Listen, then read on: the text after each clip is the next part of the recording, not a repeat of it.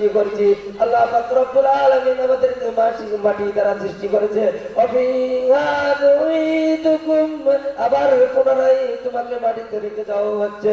তারপর অফিহা নুঈদুকুম ওয়া মিনহা নুখরিজুকুম তারাতান উখরা, আবার তোমাদেরকে আমি আল্লাহ পাক রব্বুল আলামিন এই কবর থেকে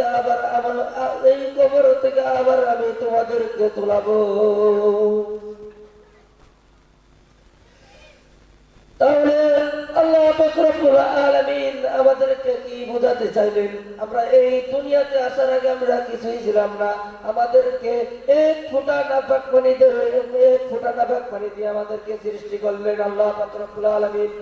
এই দুনিয়াতে আসার পর আমাদেরকে সব প্রয়োজন করে সব কিছু দিলেন। তারপর আমাদেরকে দুনিয়াতে পাঠিয়ে দিলেন।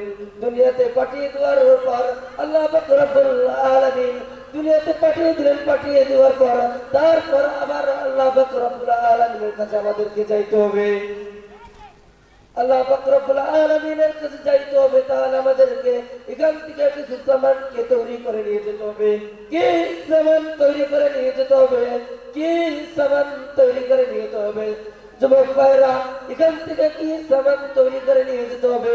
আমরা এই দুনিয়াতে মুসাফির, আমরা এই দুনিয়াতে মুসাফির হয়েছি। এই দুনিয়া চিরস্থায়ী নয়।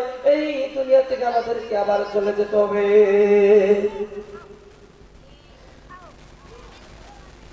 খুবই টাইম সম্পৃক্ত দেওয়া হয়েছে, তবে আল্লাহ পাক রব্বুল আলামিন আমাকে যেটুকু আপনাদের কাছে বলার তৌফিক দান করলেন, আমি